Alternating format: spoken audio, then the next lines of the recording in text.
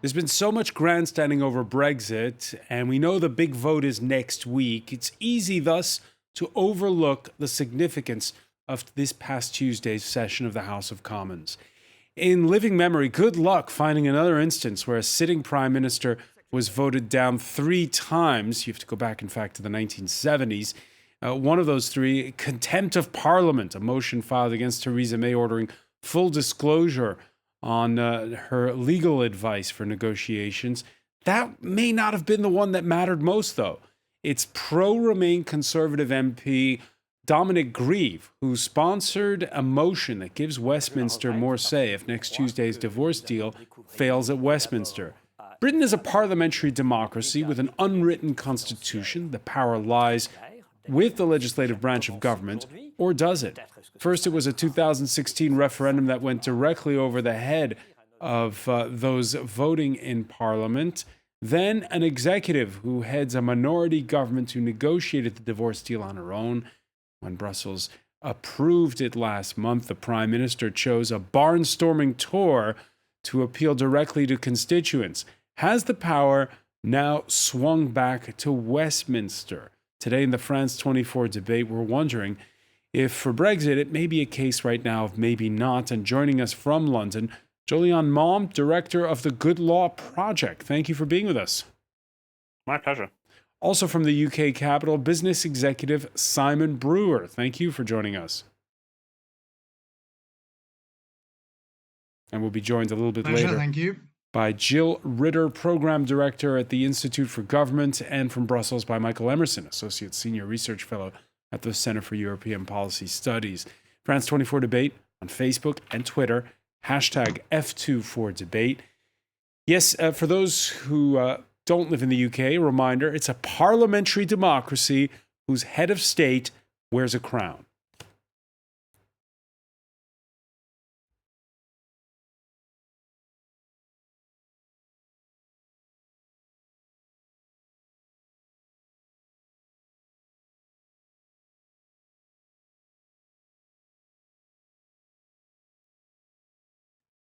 All right, we'll try to show you. We're going to show you images of the Queen's speech. The last one dates back to 2017. These days, the monarch's powers are symbolic. And when the Queen last opened that session of Parliament back in June of 2017, well, she obediently read the speech written for her by the Prime Minister. The days of Oliver Cromwell, when constitutional crises resulted in a king losing his head, are long past. Rather, these days, the struggle is between the Prime Minister and her Parliament. So, after Tuesday's contempt of Parliament vote, there was that other vote about giving Parliament more say. Jolyon Maugham, does that motion that was sponsored by Dominic Grieve, I know it's not a law as such, but does it have the power of law? Does it bring the power back to Westminster? It certainly involves a modest transfer of power from the executive branch to the legislature, but it's a temporary transfer. It's a transfer that is meaningful only in the immediate aftermath of the vote on the 11th of December. What's much more interesting and much more important is what happens as Parliament moves further towards the cliff edge at the end of March. The real question then is, will Parliament be able to face down an executive that at least says it will take the country over the cliff to deliver what it says is a mandate from June 2016? For that bill on Tuesday, they said that it ensures that they'll be able to overrule any threats of a no-deal Brexit. Well, I mean, that's something of a legal fiction, really. A no-deal Brexit is something that is not entirely within the control of the United Kingdom Parliament. I mean, absent the UK adopting some alternative to a no-deal Brexit, which alternative is acceptable to the EU in the case of a deal, or involves no Brexit at all, the UK Parliament has limited powers. So the UK Parliament can't just say we will not go over the edge of the cliff. It has to find some alternative. And the reason for that, of course, is that we're subject to European law, and European law says that absent a deal or a revocation of the notice under Article 50, the United Kingdom will be leaving on the 29th of March. Yeah, the Parliament, the chances of it coming up with some kind of an alternative proposal, are they next to none? They are vanishingly small.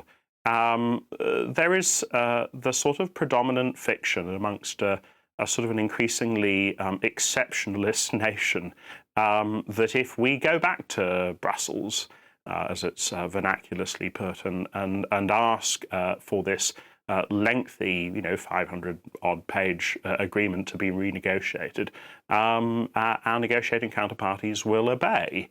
But there is no real sign of appetite across the Channel for that renegotiation. So our choices are, I think, to leave without a deal at all, to pull the Article 50 notice, either because Parliament decides that's the right thing to do, or because the EU grants us time for a further referendum, to accept the deal that's been negotiated between the EU and Theresa May, or perhaps there is a fourth possibility, which is adopting what we're calling sort of Norway Plus, which is continued membership of the single market and the customs union. I mean, that would meet the desires, I think, of most of those on my side of the debate who think we ought really to be remaining in the EU, think there was no proper mandate in June 2016. But I think that is really quite a long way away from being acceptable to Parliament. Simon Brewer, let me ask you now, did the UK this morning wake up with a Parliament that's more empowered than it was yesterday?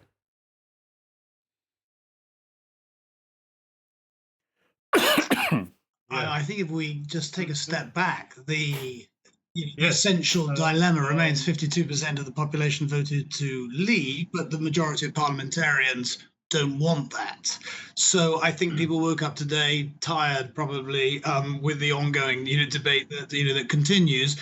But I think it is clear, and it is quite extraordinary, that the Prime Minister's proposal has succeeded where none other has in uniting both left and right of the party.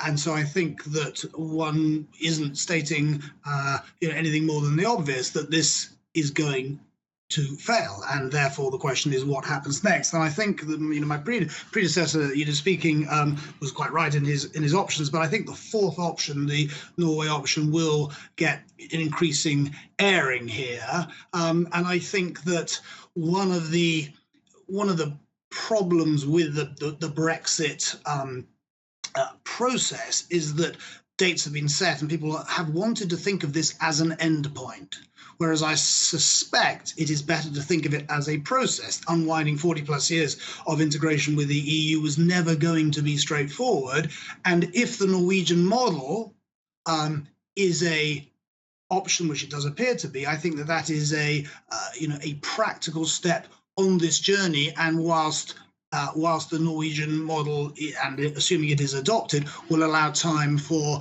the next level of negotiations to take place, which will be the post-Norwegian option. So option 4, I think, is going to come to the forefront. That Norwegian model includes the free movement of people, something that's anathema to hard Brexiters. What do you think of that?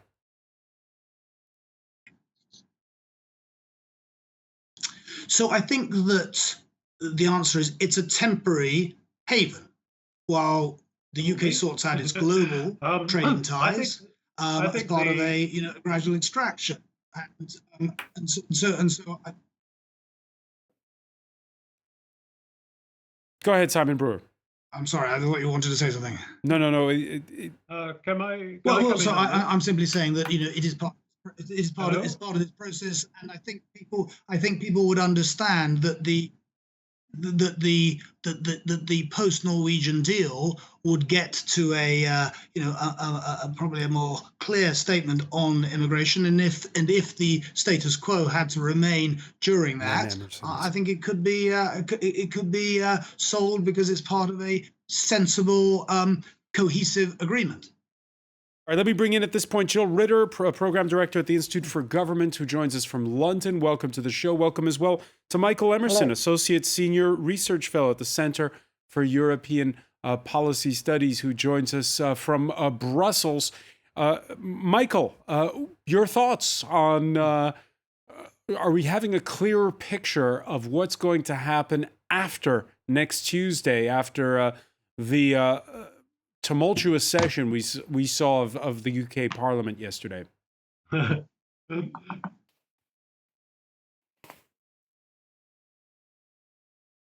Yes, well, I was reading a book recently about the French Revolution and the early days of it, when there was complete political chaos and nobody knew what was going to happen, and there was no government that was effectively in charge, and there was no real leader.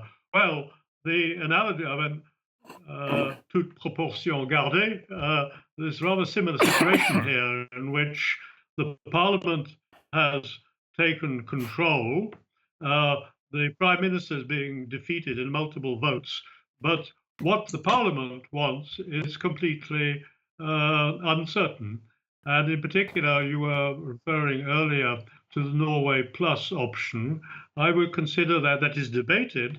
I would consider that is a hopeless case, because it is so much subject to the criticism of the UK being a vassal state that it will fail.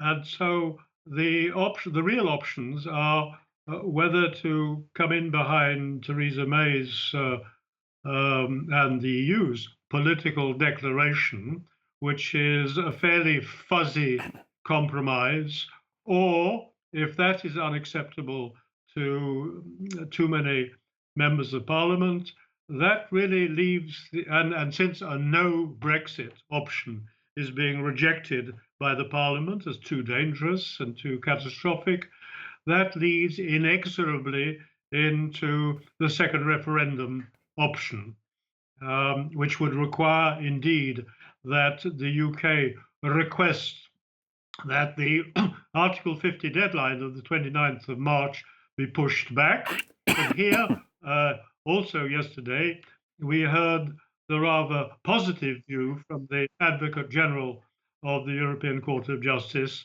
that would be a legal possibility. All right, so the idea that the Remainers have the wind in their sails.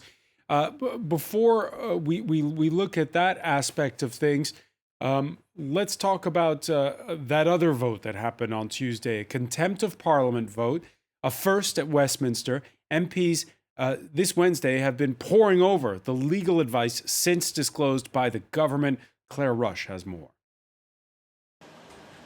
Another blow for Theresa May. On Wednesday, the UK Prime Minister was forced to publish legal advice from Attorney General Geoffrey Cox. In a 6-page document, Cox warns of the legal risk posed by the backstop provision, a temporary measure aiming to keep the Irish border open by giving Northern Ireland a different economic status from mainland Britain. According to Cox, despite statements in the protocol that it is not intended to be permanent, in international law, the protocol would endure indefinitely until a superseding agreement took its place. Cox's advice has incensed the DUP, Northern Ireland's Democratic Unionist Party. In a statement, it described the backstop as unacceptable and called for its defeat and for arrangements to be renegotiated. Labour have also criticised May. This is a document that clearly could have been disclosed on a voluntary basis days ago, and should have been, because there's stark warnings in here about the weaknesses of the government's case. May has sought to reassure backstop critics. The future relationship will deal with this, but people need to know. People need to know it is beyond a political assertion that there is that commitment there to the people of Northern Ireland to ensure that we have no hard border. The reactions came one day after legislators found the government in contempt of Parliament over its refusal to publish the legal advice. A gloomy forecast for May, who has until next week to convince MPs to back her deal before the House of Commons vote. Jill Ritter, why did the government not want to go public with what's now gone public? There's a convention in British parliamentary rules that the legal advice that attorney generals provide to government is protected by what you might call client-attorney privilege, and therefore there is a general principle that government do not have to disclose that legal advice. So they were sitting on that principle that they didn't want to do it. And obviously also you heard Keir Starmer, Labour spokesman, saying that it was sort of politically inconvenient to disclose it as well. Government could have chosen to disclose it voluntarily, but it decided to defend itself under this principle and instead offered what was quite a long legal commentary, but actually, as people said on Monday, that didn't offer much more than we'd seen already in terms of just telling you what was in the withdrawal agreement, and 2.5 hours of questioning of the Attorney General, someone who doesn't that often give evidence in that way to the House of Commons. So he went and answered questions from MPs, but MPs decided that wasn't enough. But this was really another sort of political show of strength. I don't think the Attorney General's advice told us anything we didn't know, which was that there was no unilateral exit clause from the backstop. That was obvious to anyone reading the withdrawal agreement that the Prime Minister hadn't got that, and indeed that the EU wouldn't agree that, because a backstop from which the UK can unilaterally exit isn't a very good backstop. And at the outset of our show, Julian Mom, Jill, had said that, that other motion that's significant, the one that gives Parliament more of a say, if it is indeed a no vote next Tuesday, that will give Parliament a little bit more power, but only temporarily. Do you agree with that, Jill Ritter? I think that's fundamentally right, that what it does is, under the terms of the EU Withdrawal Act that was passed in the summer, if the Prime Minister loses the meaningful vote, she has to make a statement within 21 days what the government's going to do next. And then that bill, and this was quite contested in the summer, has to then lay a motion for Parliament to debate. But what they insisted on in the summer, where there are lots of arguments about what Parliament do in these circumstances, which the government ended up winning, it was only going to be able to vote on an unamendable motion, so what's called a take-note motion. What MPs secured yesterday was the ability for them not just to say, yes, we take note of the government statement about what it does next, but they can amend it and say, instead of that, the government can try to join the EEA, or the government can try to renegotiate the withdrawal agreement. But as Jolyon also said, this is one side of a deal with the EU. Anything that the UK Parliament wants, it can't deliver, except perhaps deciding to revoke Article 50. It can't deliver that on its own. It needs the EU to play ball as well. So it could send the Prime Minister back with negotiating instructions. So that's where it's got to. So we can have a more substantive debate. Of course, MPs could have decided to amend the motion they've got this week and put down all those amendments to this motion. But what we're seeing is a bit of sort of shadow boxing, where they don't really want to put their heads above the parapet, because they all know that there isn't a majority for anything yet. So they're hoping that in the chaos after the Prime Minister's first vote fails, that it will become clear that people will be running to one option or another, and that something next time round might get a majority. One option or another. We'll be talking about those one option or another when we come back. Stay with us. You're watching the France 24 debate.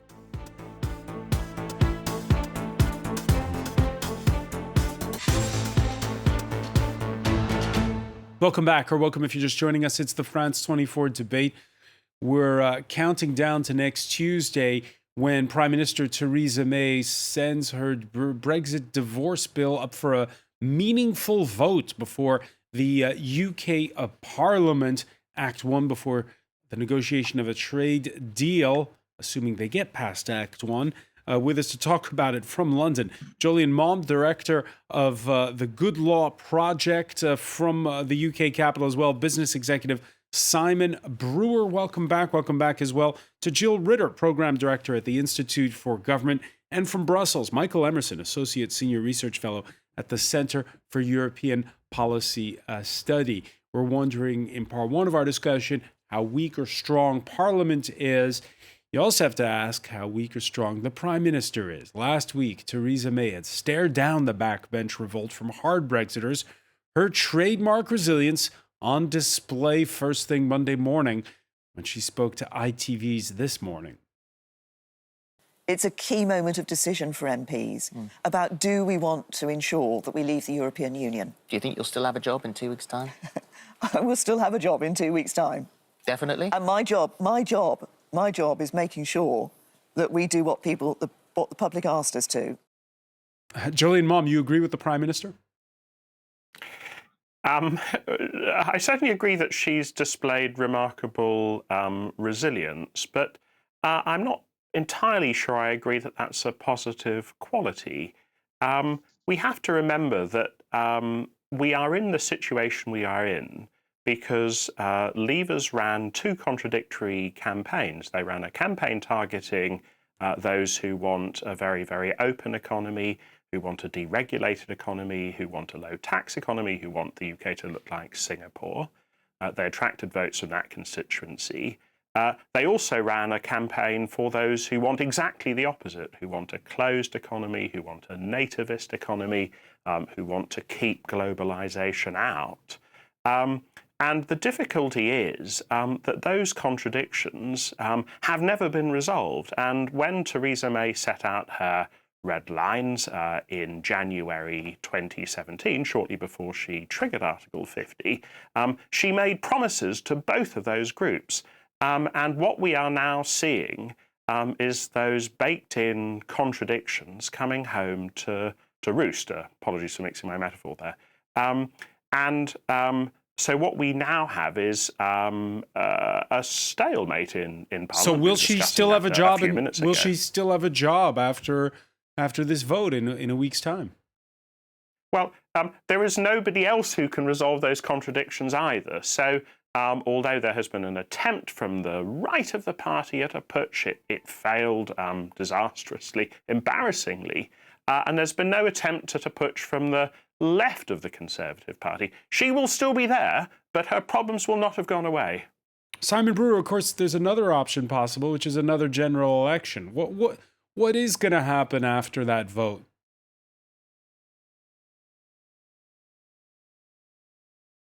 So I think just going back, there were always arguments for remaining in the EU, and there were arguments for leaving, but nobody suggested that we would have a program put forward where all of the benefits have been eliminated from both staying and remaining, which is of course why these sides have both been united in disbelief that this has been the outcome of all this time. I think. To the previous speaker, not only does the problem remain after next week's vote, it isn't clear who would want to take on that mantle, given the dilemma of the split parliamentarians that we have. So I believe the answer is she remains forced to change tack and forced to recognise that this deal is, both penal and endless, and is not acceptable to the public because it is not what the majority thought they were voting for. Michael Emerson?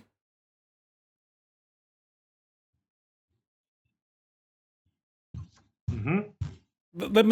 Let me ask you, Michael. Yes, what's the question now? No, the question is, following up from this, first of all, do you agree with Jolene that Theresa May's resilience is a handicap rather than an asset at this particular juncture?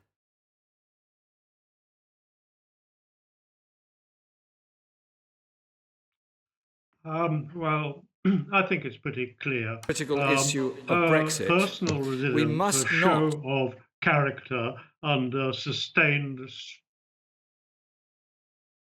Go ahead. Yes.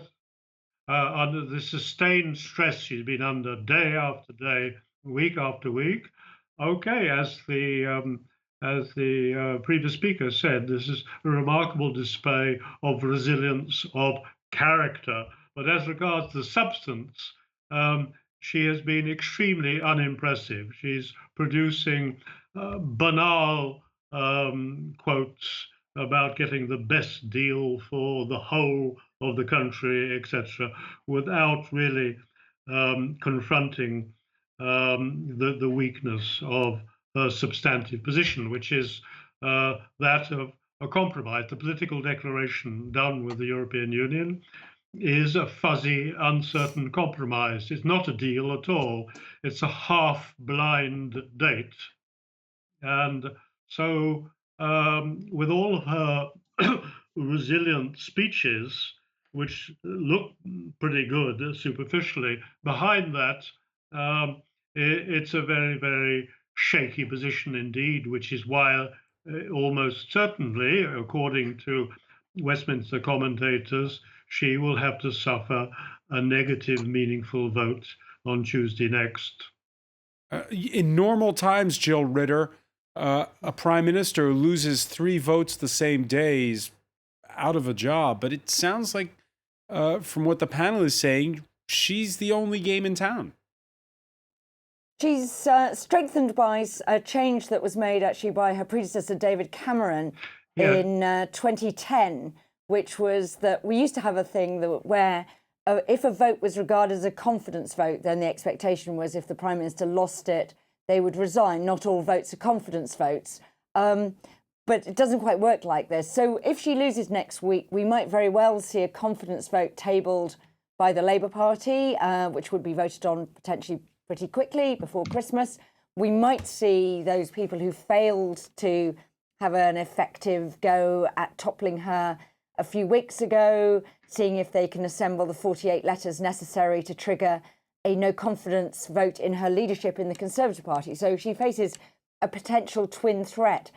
It's quite interesting. There are quite a lot of people who say they might not support the Prime Minister's deal on the Conservative side, but that they would support the Prime Minister in a confidence vote. So it's not at all clear that if she loses the meaningful vote, that her party want to do something that might open the way potentially to a general election and to Jeremy Corbyn being Prime Minister. So we could be in a sort of stalemate where there isn't an alternative government and there isn't a mechanism to get to an alternative government through a general election. And on that score, let me ask you, Jill, the government of Theresa May, propped up by the 10 seats of the Northern Irish Unionist DUP party, one of their speakers in Parliament saying that the government has broken its promises on the Irish backstop.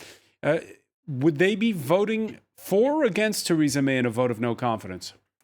That's the very interesting question, because at the moment they have what's called a confidence and supply agreement. They don't have to support the Prime Minister on everything, but they are supposed to support her on matters to do with Brexit, on budgetary matters, and in a confidence vote. So if they decided not to support her in a confidence vote, then she loses her majority and potentially goes down. But one of the things under the Fixed Term Parliaments Act is you need a 2/3 majority of MPs to trigger a general election.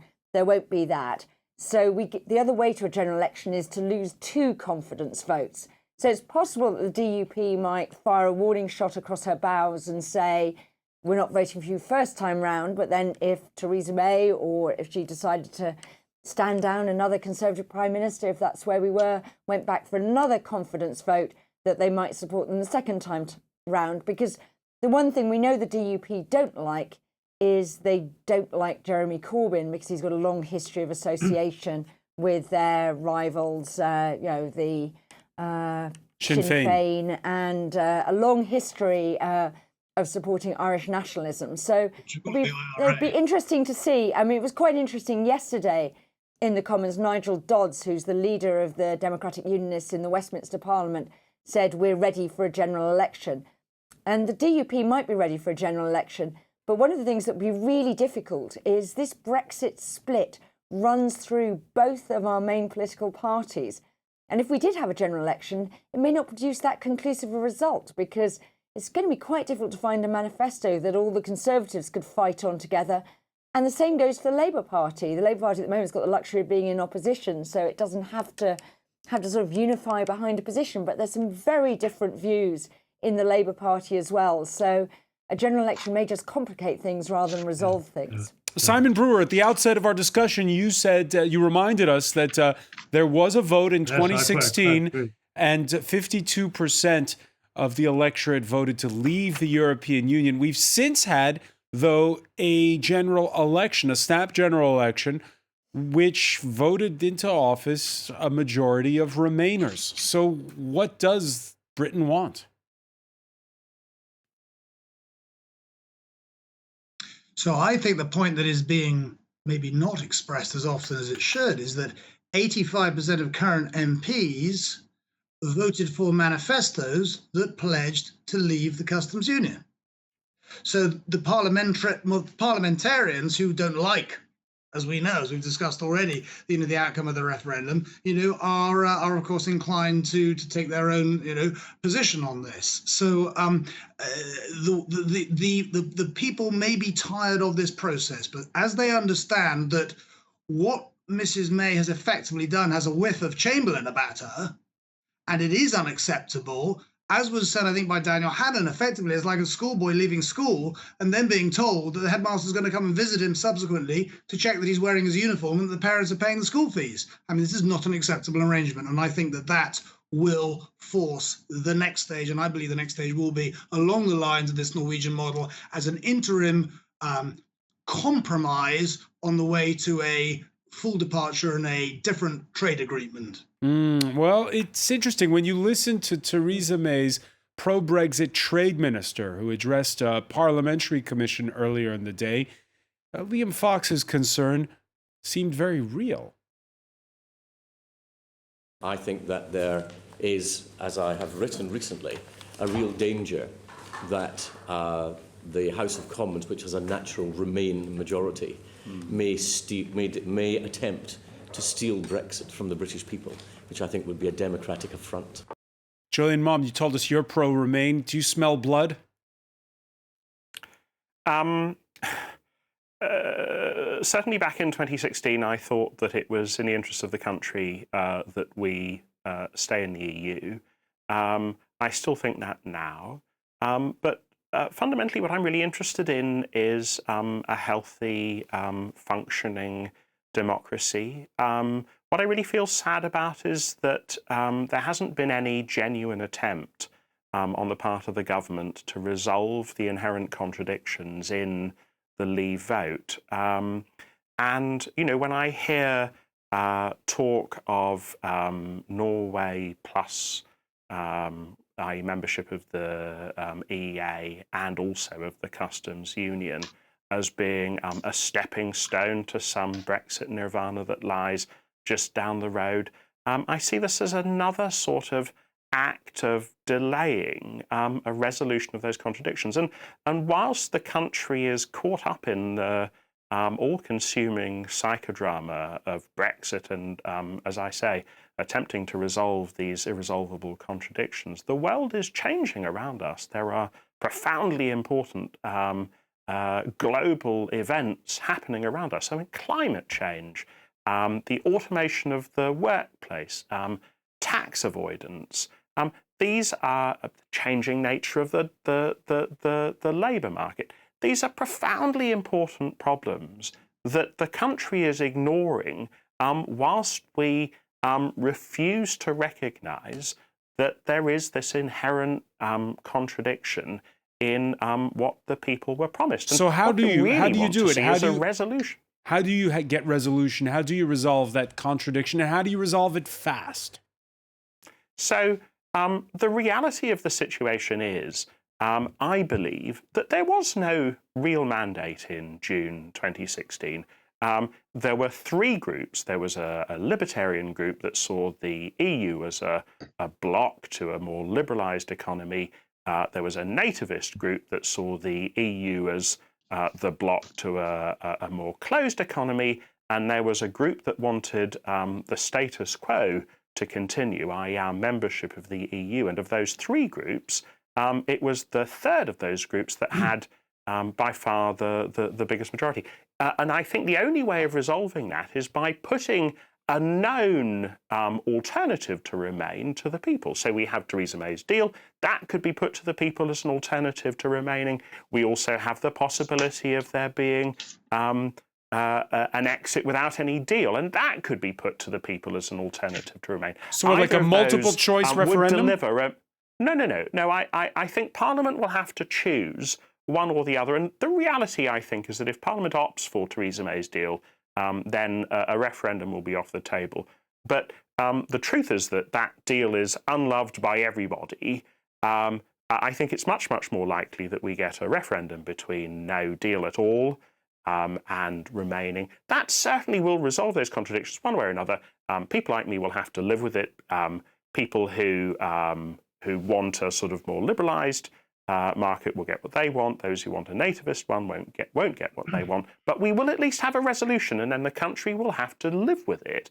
And really, that's I think what is ultimately going to be in the best interest of the country. Treating Norway Plus as a stepping stone, writing a further blank cheque and waiting for it to be cashed at some point in the future, I just don't think can possibly be the right answer.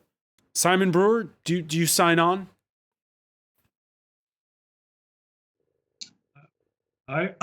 So I do, and I won't repeat myself. I think that there's a certain irony. I mean, de Gaulle was right. De Gaulle was right when he spoke about the UK's inherent discomfort with the EU. And now, of course, what we're seeing is that for all of the alarmism around Brexit, the UK economy continues to grow, in fact, grow at a faster rate than Europe. And the European project and the EU at the centre of that is, of course, reaching, I think, a very. But should there be a second referendum so that we can have some kind of closure? This year, as we speak,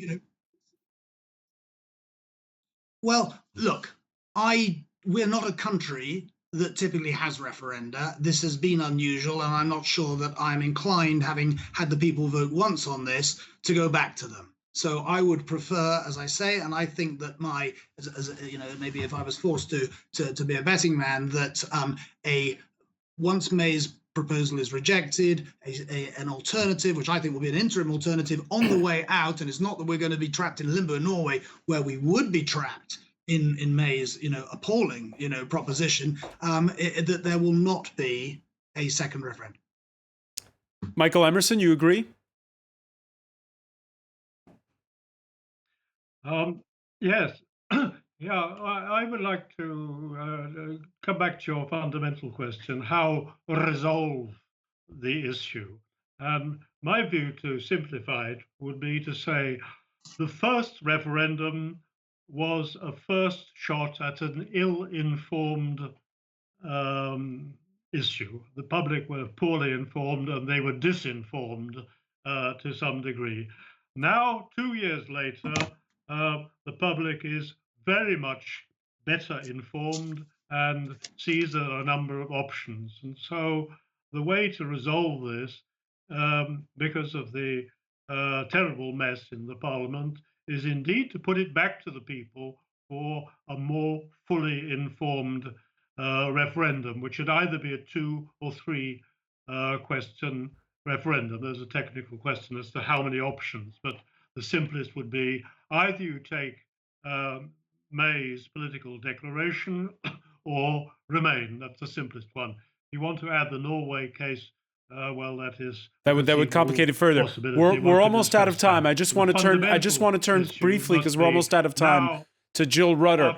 Jill, what does your crystal ball tell you? We have 30 seconds. I just don't think that a second referendum would resolve the issue once and for all in the way that everybody seems optimistically to hope it would. I think we really need to concentrate on seeing whether there's some way in which we can reach beyond a sort of 52-48 split. And as some people were saying in the House of Commons today, try and build a bit more consensus about the country's future. And we may end up with Theresa May's deal, because it has the great merit that it's there now, it's agreed with the EU, and it may end up being the last thing standing. Jill Rudder, I want to thank you for joining us. I want to thank as well Jolyon Maugham, Simon Brewer, and Michael Emerson. Stay with us. Media Watch is next.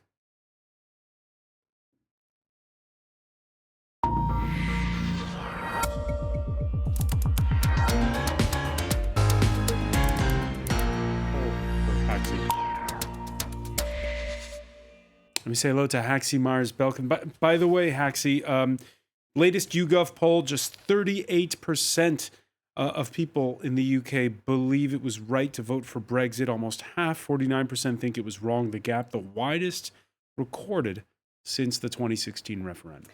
Brexit regret, indeed. And this really has been a terrible 24 hours for Theresa May's Brexit plan. And boy, oh boy, is the Twitter sphere lapping it up. One Twitter user has summed it up pretty well alongside the caption, "The UK government right now." We see a hashtag contempt of Parliament and a clip of Laurel and Hardy in a collapsing car. Now, one of the replies underneath says, "This is a complete misrepresentation of the situation. There, in fact, was never even a steering wheel." Now, after being found in contempt of Parliament, ministers have essentially now been forced to publish the government's full legal advice on Brexit, after initially hoping they could get away with publishing just a redacted version. Now, many Twitter users today have been fascinated by the fact that this is, in fact, the first time that a British government has been found in contempt of Parliament. One person tweeting, "For the first time in our history, a government has been found to be in contempt, I repeat, contempt of Parliament." And they said Jeremy Corbyn was a radical. I'm not sure how May would feel about that. Now, one cartoonist, a man named Patrick Blower, has come up with a rather fitting response, I think, to this whole debacle. Red-faced MPs screaming at each other across the aisle as the Speaker tries to bring about some order. Up in the gallery, meanwhile, you've got normal members of the public yawning, even knitting. The government may be in contempt of Parliament, but the public has no shortage of contempt for Parliament as far as the handling of Brexit is concerned. Now, it won't surprise you to learn, Francois, that the hashtag contempt of Parliament has been doing the rounds today. One man using it in mock disbelief is actor and director David Schneider. He used it along with a repost of a 2015 post by then PM David Cameron, ahead of the general election. Cameron back then writing, "Britain faces a simple and inescapable choice. Stability and strong government with me, or chaos with Ed Miliband." The irony, of course, here is rather hard to miss. It was, as we all know, David Cameron. It was his referendum on Brexit that brought about the current mess we're in now. Now, there's also quite an amusing video that's been doing the rounds today, and that's by left-wing grassroots movement Momentum. And it likens May's Brexit plan to a rather disastrous cake recipe. Let's have a look. Okay. Down some red lines. Now, throw them away. You won't need them again. And don't worry about the Irish. Who cares about them? And remember, no cake is better than a bad cake, which of course is better than no cake. Finally, freak out that after 2 years, you only have 5 minutes left. So just throw something together and hope nobody notices that this isn't the cake they asked for. Now, that video is, of course, being circulated by supporters of Jeremy Corbyn. But what's interesting is that the gripes it gives voice to are, in fact, the exact same complaints we're hearing from hardcore conservative Brexiteers. Many of them believe, of course, that May's Brexit deal doesn't deliver the clean divorce from the EU that Brexit promised. A Twitter account named Stand Up for Brexit has spent this second day of Brexit debate in Parliament quoting politicians who reject May's plan for not going far enough. Here they're quoting Mark Harper MP, who earlier today said, "We've gone back on important manifesto commitments, we're putting a border in the Irish Sea, we're damaging the integrity of our country, and we potentially trap ourselves in a customs union indefinitely, which I think cripples our future negotiating position." Yeah, we mentioned it at the outset. That contempt of Parliament motion is spectacular. Perhaps the more significant one is the one that will give Parliament more of a say should it be rejected next Tuesday, the divorce deal. Absolutely. So the man who put forward that motion was Conservative MP Dominic Grieve. He's made it very clear that he wants what's being called a people's vote on the deal that's currently on the table. Now, Harry Potter creator J.K. Rowling has praised what she sees as Grieve's honesty. They're from different sides of the political spectrum, saying that the only Brexit on offer cannot deliver what was promised by the Leave campaign, whose campaign perpetuated falsehoods about the UK's relationship with the EU. Now, one comment piece in The Guardian newspaper agrees, citing Grieve's move as an opportunity for Parliament to take control of Brexit. Now, Raphael Beer is writing, For 2 years, Brexit has been a performance of bluster and bluff in public. Theresa May hammered out the terms in private and in Brussels.